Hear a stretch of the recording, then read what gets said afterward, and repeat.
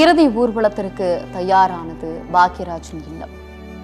உதவி இயக்குநராக திரைத்துறையில் அறிமுகமாகி பின்னர் இயக்குநராக நடிகராக உயர்ந்து திரைத்துறையில் சாதித்து காட்டியவர் பாக்யராஜ். அவரின் மறைவு ஈடு செய்ய முடியாத பேரிழப்பு திரைத்துறையினருக்கு.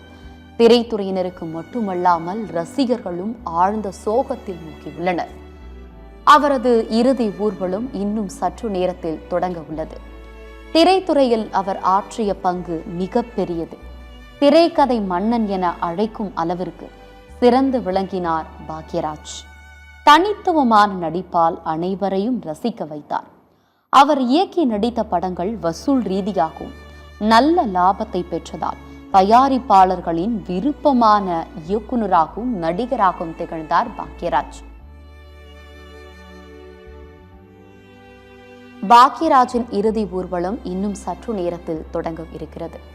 கூடுதல் விவரங்களோடு இணைகிறார் முதன்மை செய்தியாளர் பிரவீன்குமார். பிரவீன்குமார், கூடுதல் தகவல்களை சொல்லுங்க. அழகு தொடர்ந்து நாம் நேற்று காலை முதலே அந்த நேரலையில் பார்த்து வருகின்றோம். பல்வேறு திரைக்கலைஞர்கள், அரசியல் தலைவர்கள், ஆளுமைகள் என தங்களுடைய இரங்கலையும் தங்களுடைய வேதனையும் பாக்யராஜ் இறப்பு எந்த அளவுக்கு ஏற்படுத்தி இருக்கிறது என்பதை அவர்கள் பதிவு செய்து வரக்கூடிய அந்த நேரலையில் நாம் பார்த்து வருகின்றோம். என்றால் தமிழ் சினிமாவில் அவ்வளவு எளிதாக கடந்து போகக்கூடிய ஒரு கலைஞன் கிடையாது பாக்யராஜ். தமிழ் சினிமாவில் தவிர்க்க முடியாத ஒரு ஆளுமை. எந்த காலத்திலும் தமிழ் சினிமாவை குறித்து ஒரு வரலாறு எழுதினார், அது பாக்யராஜ் பெயர் இல்லாமல் எழுத முடியாது என்பதை தன்னுடைய தனி திறமையால் அவர் நிரூபித்து காட்டியிருக்கிறார். அதற்கான அங்கீகாரமாகத்தான் தமிழக அரசு அவருக்கு முழு அரசு மரியாதை வழங்கப்படும் என்று அறிவித்திருக்கிறது. குடும்பங்கள் ரசித்து கொண்டாடிய திரைக்கதை மன்னாதி மன்னன் பாக்யராஜ் என்றே சொல்லலாம்.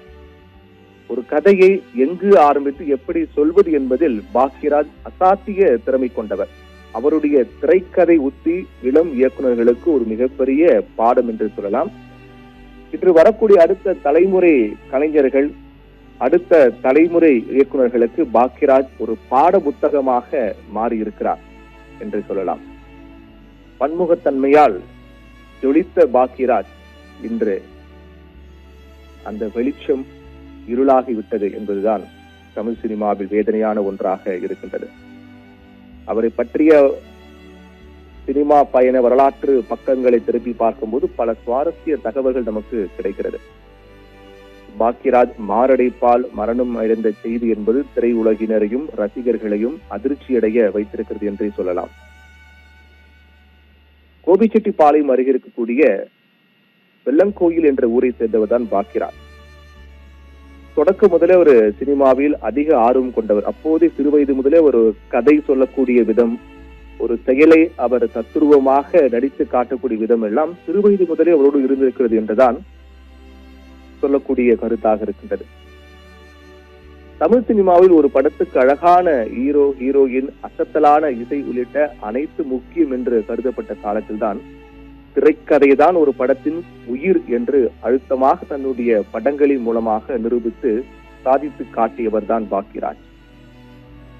பாக்யராஜிடம் உதவி இயக்குநராக பணியாற்றிய காலத்தில் அவருடைய படங்களில் சிறிய வேடங்களில் தலை காட்டிய பாக்யராஜை தன்னுடைய புதிய வார்ப்புகள் மூலமாக தான், புதிய வார்ப்புகள் திரைப்படத்தில் தான் ஹீரோவாக பாக்யராஜுடைய குருவான பாரதிராஜா அறிமுகம் செய்து வைத்தார்.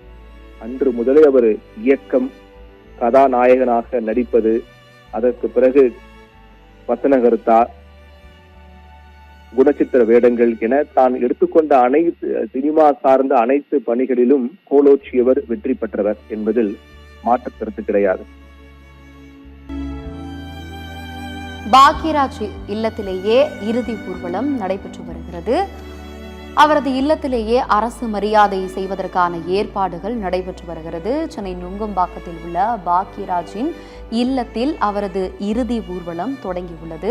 அவரது உடலின் மீது ஒரு பேனா வைக்கப்பட்டுள்ளது.